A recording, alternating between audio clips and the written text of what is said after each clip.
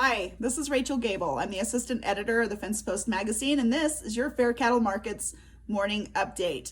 This update is powered by Tri-State Livestock News and the Fence Post magazine. I wanted to speak really quickly to Ballot Initiative 16 in Colorado. Even if you're not in Colorado, I think this is worth a listen because this is such a mess. So Ballot Initiative 16, in the state of Colorado, anyone can run a ballot initiative. One of my favorite quotes is from one of the CCA guys who said, well, we could run a ballot initiative to reintroduce unicorns on the eastern slope if we wanted to. So that ballot initiative came from two gentlemen who are animal rights activists, one from Broomfield, the other from Boulder. They wrote this ballot initiative that does a couple things. It exempts livestock from the animal cruelty statutes of law here in Colorado. And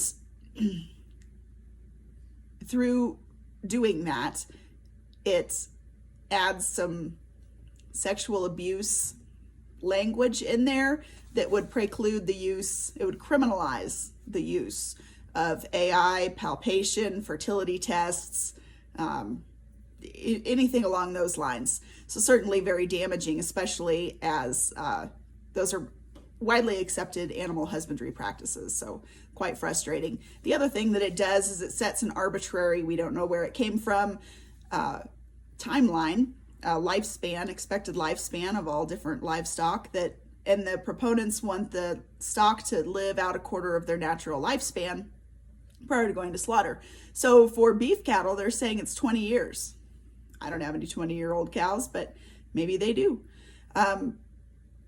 So instead of looking at a 24 to 30 month harvest date, we're looking at 60 months, which of course would be disastrous for the livestock industry here.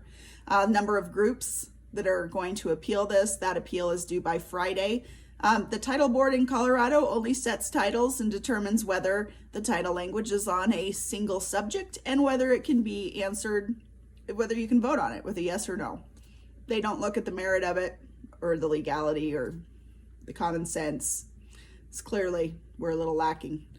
But there's a number of groups, ag groups in Colorado that have formed a coalition. They're going to be appealing that. So the next step is to appeal before the title board. And then potentially it could go through the court system.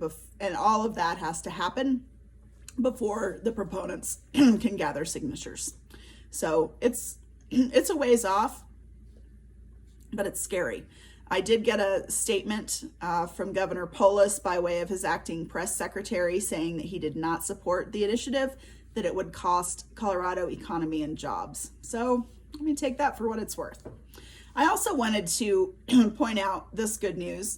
A new packing plant announced in North Platte. So hopefully opened completion by 2023. It's put together by a group, it was announced by a group of ranchers, cattle feeders, and former Cargill executives. And it's going to be right there off of I-80. So it'll be really a great spot for it. They're hoping to employ about 875 people on a single shift with an average yearly salary of $50,000. So we're looking at a 5,000 head a day capacity.